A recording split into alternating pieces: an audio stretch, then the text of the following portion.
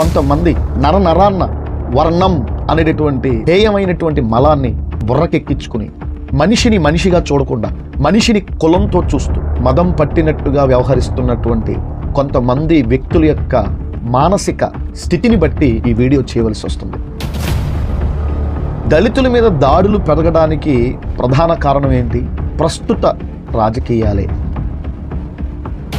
రాజ్యాంగ వ్యతిరేక నినాదాలతో రాజకీయాన్ని రంజు పట్టిస్తున్నటువంటి కొంతమంది పొలిటీషియన్స్ వల్ల సమాజంలో చీలికలు ఏర్పడుతున్నాయి. ప్రతి దళిత సోదరుడు నీ హక్కును కాపాడుకోవడానికి నీవు ఒక యుద్ధమే చేయాలి. శూద్రులు అనబడినటువంటి వాళ్ళు ఏ వర్గాల వాళ్ళైతే మిమ్మల్ని అణగదొక్కారు, విద్యకు దూరం చేశారు, ఏ వర్గాల వాళ్ళైతే మీకు హక్కు లేకుండా చేశారు, మిమ్మల్ని సమాజంలో అన్ని విధాలుగా అణగదొక్కేసినటువంటి వారి ఆలోచన దృక్పథాన్ని అందిపుచ్చుకుని మీ సాటి సోదరులు వంటి వారైనటువంటి వారి మీద దాడులు చేస్తారా? ఏ సమానత్వాన్నైతే మీకు ఈ దేశంలో కొన్ని వర్గాల వారు అందించలేకపోయారో ఆ సమానత్వాన్ని ఇప్పుడు మీరు ద్వేషిస్తున్నారే, ఇప్పుడు మీరు అవమానిస్తున్నారే.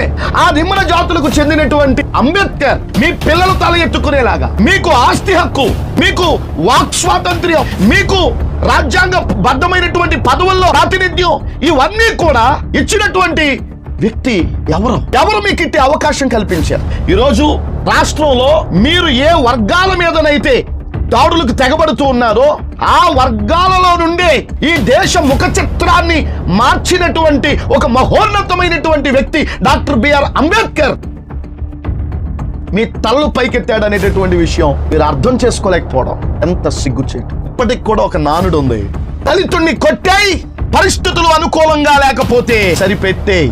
ఏం సరిపెట్టాలి? డబ్బులు. దీనికి గల కారణం మన మానసిక స్థితిలో పరిపక్వత రాకపోవడం. జాతి కోసం బ్రతకడం అంటే 4 రాళ్లు వెనకేసుకోవడం కాదు. జాతి కోసం బ్రతకడం అంటే 4 రాళ్లు బయటికి తీసి ఖర్చు పెట్టగలగడం, నీ వ్యవస్థను బ్రతికించుకోవడం. దళిత యువకులారా, ఒకవేళ మీ తండ్రులు నీరసిల్లిపోయారేమో పోరాడుతూ, మీ అన్నలు మీ అక్కలు నీరసిల్లిపోయారేమో పోరాడుతూ, యువకుల్లో యువ రక్తం ఓ తెత్తినటువంటి ప్రవాహం లాగా ఉండాలి. చచ్చిన వాడిలాగా బ్రతకడం కంటే దేశంలో నీ హక్కును కాపాడుకో, నీ జాతిని కాపాడుకో.